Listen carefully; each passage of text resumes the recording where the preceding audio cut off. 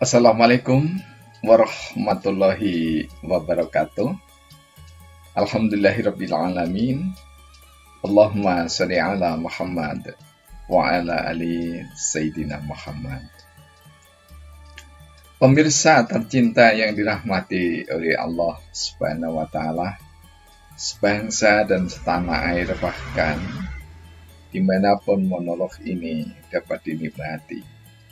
Bersua kembali dalam Indarwanto Hikmatologi yang selalu mengajak diri kita masing-masing untuk melembut cerdaskan hati nurani kita masing-masing, sehingga kian hari semakin dewasa di dalam beragama, bertuhan, bermasyarakat, berbangsa, dan bernegara. Pemirsa yang dirahmati oleh Allah SWT, tidak ada yang baru ketika kita mencoba untuk menelusuri apa yang kami sampaikan. Karena semua hal yang kami sajikan, saya yakin bahwa panjenengan semua, Anda semuanya sudah mengenalnya dengan baik. Hanya saja perlu kita terus mendialogkan diri kita masing-masing agar kita tidak terjebak di dalam kesalahan yang sama ketika menapaki jalan keseharian kita sebagai anak manusia, anak bangsa. Pemirsa, pada saat orang berbicara ideologi, ketika orang berbicara sistem pemerintahan, ketika orang berbicara tentang politik kebangsaan, tak jarang pasti menampilkan idealitas yang dengan sengaja untuk memancing saudaranya agar tertarik kepada idealitas yang disuguhkannya. Namun tidak jarang, sembari menyuguhkan idealitas yang ada, atau mungkin lebih tepatnya idealisme yang ada, maka sekaligus manusia mengkritisi apa yang tidak disuka.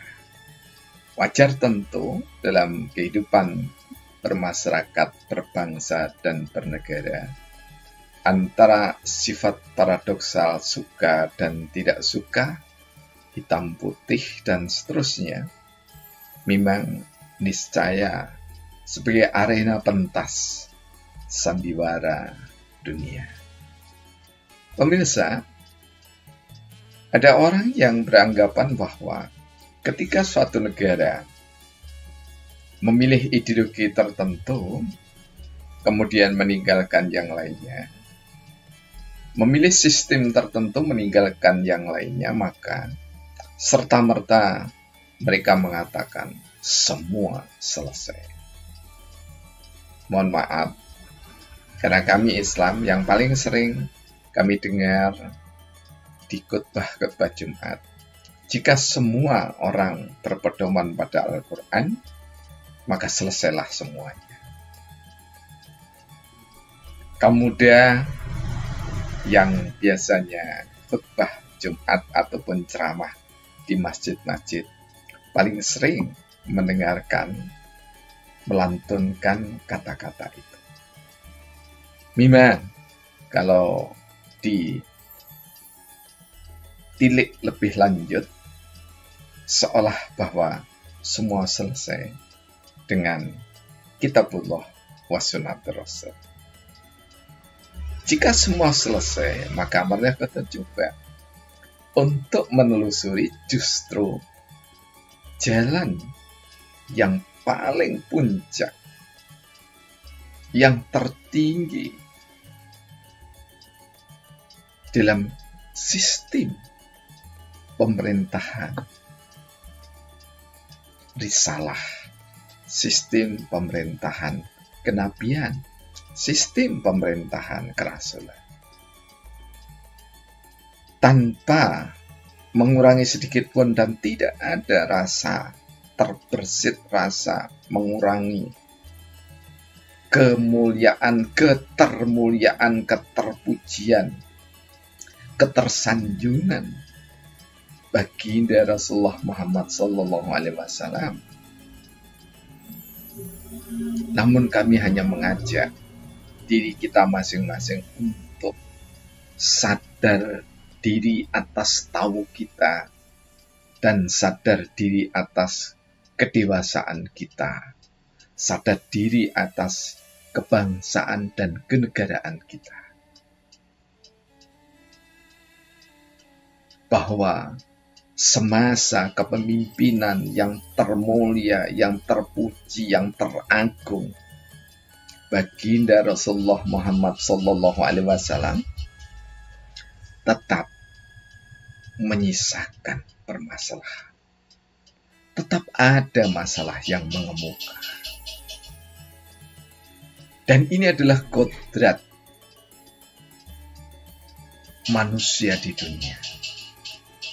Meski manusia dipimpin oleh seorang nabi teladan uswatun hasanah, tetap dalam perjalanan masyarakat dan anak bangsa negara, sejumlah permasalahan mengemuka. Hanya saja yang patut kita camkan di sini adalah tidak satu pun permasalahan yang mengemuka ketika dipimpin oleh Rasulullah Muhammad Sallallahu Alaihi Wasallam dimulai dari diri dan keluarga Rasulullah Muhammad Sallallahu Alaihi Wasallam. Ini satu hal yang tidak boleh dilupakan sama sekali oleh umat Islam, bahkan seluruh bangsa di dunia ini. Permasalahan yang ada ketika kepemimpinan Rasulullah Muhammad Sallallahu Alaihi Wasallam tidak pernah dimulai dari diri Rasulullah dan keluarga intinya. Karena memang beliau adalah uswatun hasanah. Karena uswatun hasanah, maka tidak ada cacatnya, tidak ada celahnya bagi orang yang beriman.